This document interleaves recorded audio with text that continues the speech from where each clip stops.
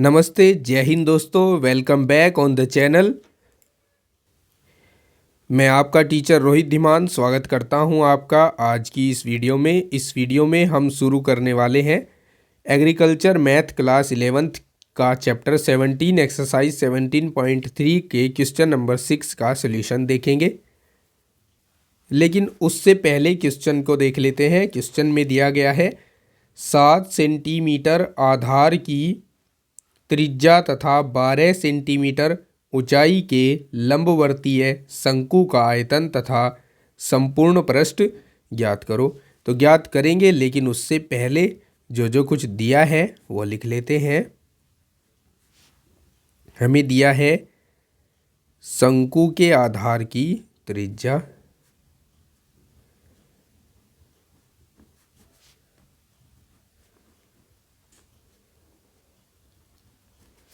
Are का मान 7 centimetre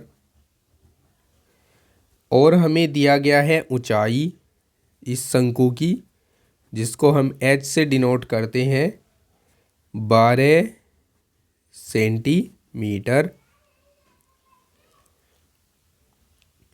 लंबवर्तीय शंकु का आयतन और संपूर्ण पृष्ठ ज्ञात करना है। देखिए, आयतन ज्ञात कर लेते हैं।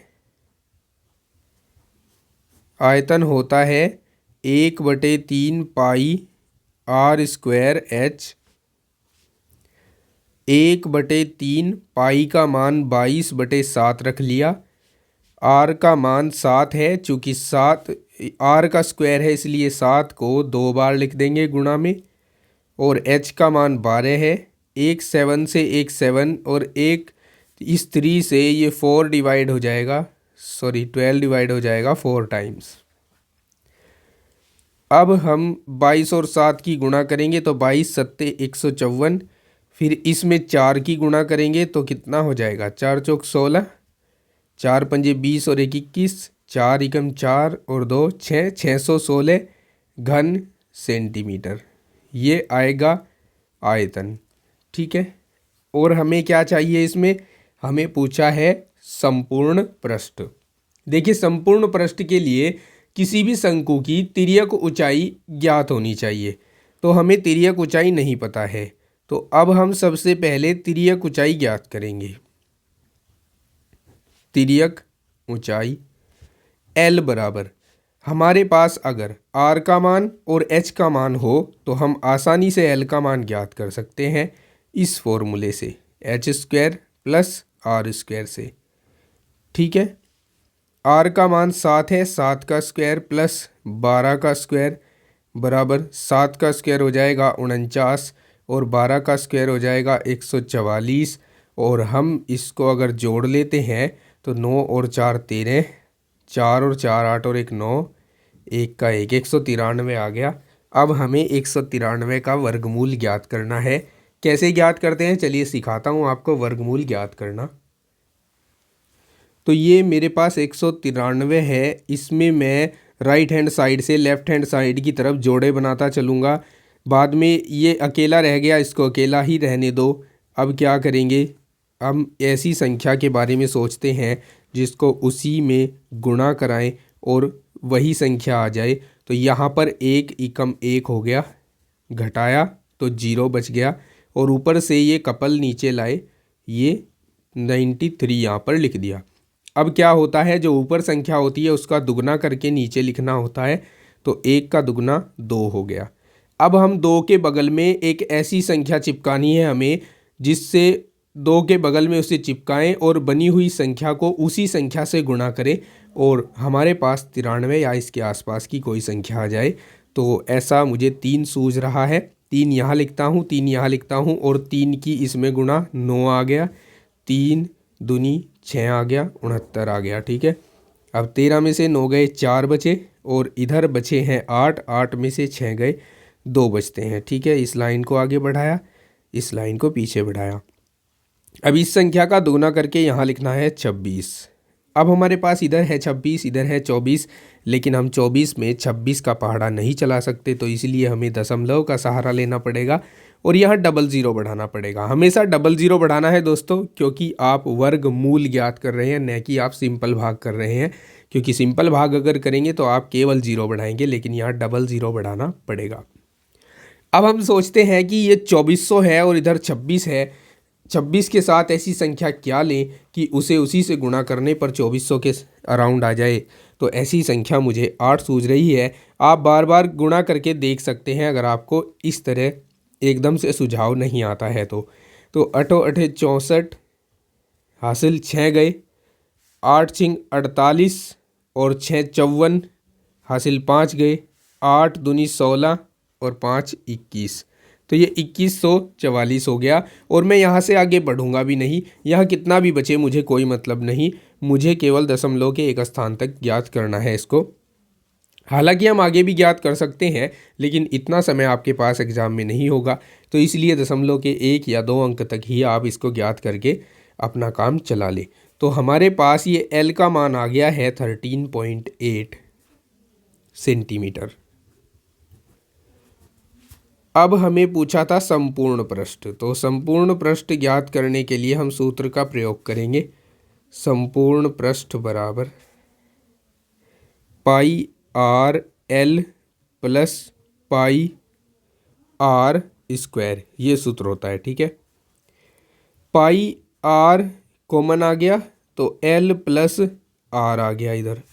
ठीक है, पाई की वैल्यू रख दीजिए 22/7, आर की वैल्यू 7 है ही, ये 13.8 है और फिर प्लस 7 है। इस 7 से ये 7 कैंसिल हो गया, 22 गुणा 13 और 7 20, 20.8 आ गया। इसकी हम गुणा कराएंगे,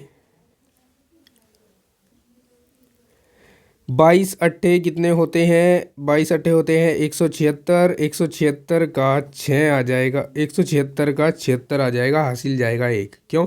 क्योंकि यहाँ पर 0 है।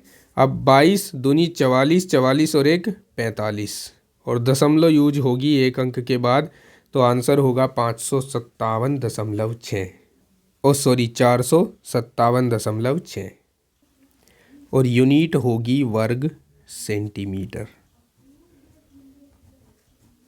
तो ये रहा इस क्वेश्चन का सल्यूशन। चलिए अब जल्दी से 7वां क्वेश्चन भी सॉल्व कर लेते हैं।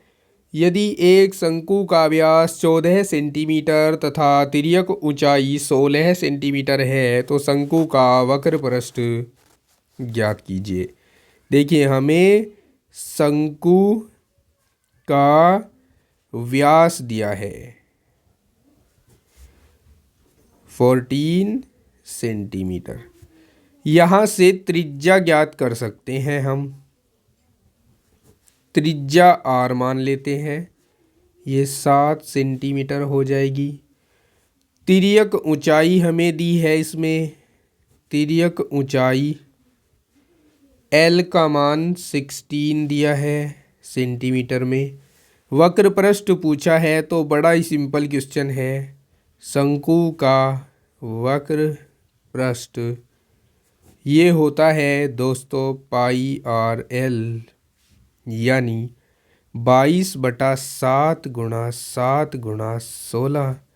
7 से 7 कट गया, 16 दूनी 32 हासिल 3 गए, 16 दूनी 32 और 3 35, 352 वर्ग सेंटीमीटर। ठीक है, सोल्व। अब 8वां प्रश्न हमारे सामने है। कहा है एक लंबवर्तीय शंकु की ऊंचाई उसके आधार के व्यास के दुगनी है। शंकु की ऊंचाई उसके आधार के व्यास की दुगनी है। यदि शंकु का आयतन 36 पाई घन सेंटीमीटर हो तो उसकी ऊंचाई ज्ञात करो। सबसे पहले हम इसमें आधार की त्रिज्या और ऊंचाई को मान लेते हैं क्रमशः r व h। माना शंकु की आधार त्रिज्या वह ऊंचाई क्रमशः R व H सेंटीमीटर है, तब हमें दिया है ऊंचाई बराबर आधार के व्यास की दुगनी 2 गुणा व्यास, ऊंचाई h है 2 गुणा, अगर त्रिज्या r है तो व्यास 2r हो जाएगा, तो h इक्वल्स टू 4r हो जाएगा। ठीक है, यहाँ तक समझ गए। वह हमें शंकु का आयतन दिया है, आयतन दिया है हमें 36 पाई। हम जानते हैं आयतन का फॉर्मूला 1/3 पाई r स्क्वायर h बराबर 36 पाई। और ये भी याद रहे कि आपको इसमें ज्ञात क्या करना है, ऊंचाई ज्ञात करनी है।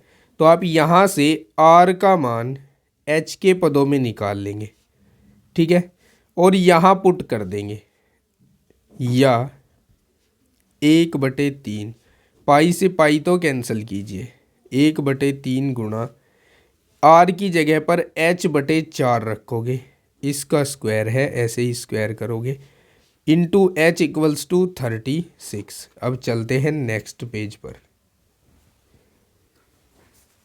इस 3 को इधर गुणा करा दो, ये लिख दो h square into h equals to, यहाँ 16 आ जाएगा और इधर 36 इंटू 3 आ जाएगा।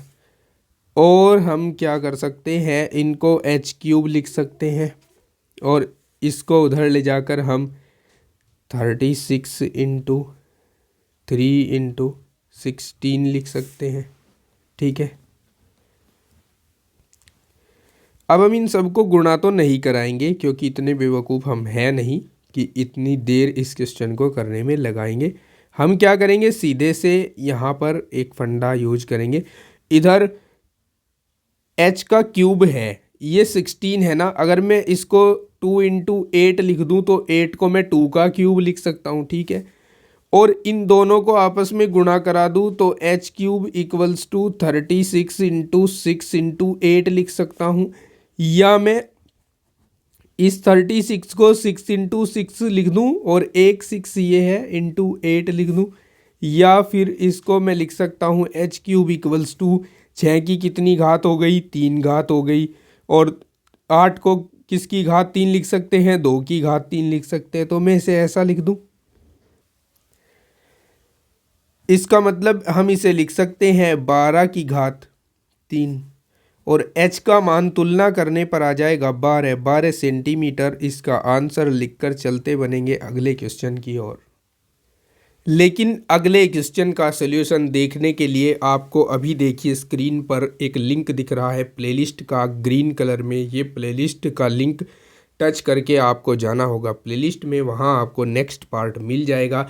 चैनल पर नए हैं तो सब्सक्राइब कर दीजिए, वीडियो को लाइक और शेयर कर दीजिएगा। मिलते हैं नेक्स्ट वीडियो में, take care, bye bye, have a nice day.